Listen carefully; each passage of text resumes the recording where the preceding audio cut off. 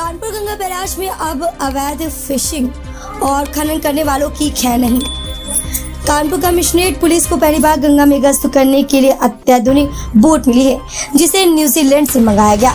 इस hi tech boat के आने से गंगा में अब नियमित पेट्रोलिंग संभव हो पाएगी, जिससे अवैध गतिविधियों पर लगाम लगाने में बड़ी मदद मिलेगी।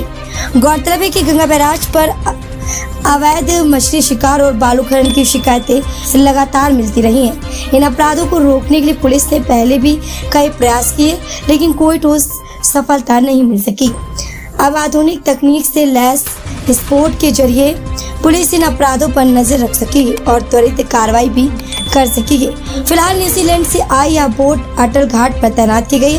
बोट की तैनाती के साथ ही गंगा बैराज से लेकर महाराजपुर तक पुलिस की गश्त शुरू कर दी गई है। कानपुर पुलिस कमिश्नरेट को जल्द ही अमेरिका से एक और अत्याधुनिक बोट मिलने वाली है, जिससे निगरानी और मजबूत होगी।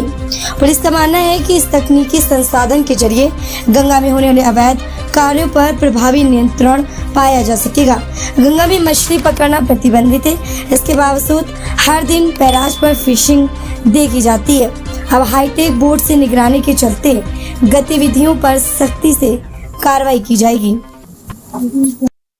कानपुर में गंगा नदी का एक लंबा स्ट्रेच पड़ता है, जिसमें कि तटवर्ती क्षेत्र में कई धार्मिक स्थल हैं, कई आयोजन होते रहते हैं। ऐसे में एक तो जब भी इस प्रकार के जो स्थल है या आयोजन, वहाँ पे सुरक्षा व्यवस्था की दृष्टिगत और साथ ही साथ रेस्क्यू के लिए हम लोगों को बोट की जरूरत थी।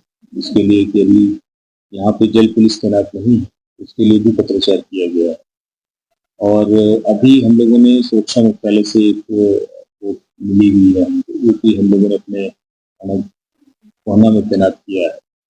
उद्देश्य उसका है कि एक तो जो वहाँ पे अगर कोई डूब रहा है या कोई इस प्रकार की घटनाएं अगर आती है तो उसमें भी हमें सहायता मिलेगी।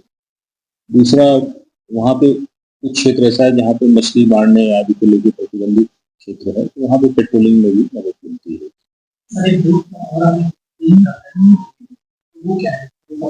तो पुलिस मुख्यालय की तरफ से जितने भी जहाँ नदियां हैं, जहाँ पे बाढ़ प्रभावित क्षेत्र, उसके लिए एक प्रपोजल मांगा गया था कि वो रबराइज बोट उपलब्ध कराएंगे, जिससे कि बाढ़ के समय में या कहीं डूबने आदि के टाइम पे हम लोगों को रेस्क्यू कर सकें, बचा सकें। इसके लिए भी हम लोगों ने प्रपोजल भेजा है।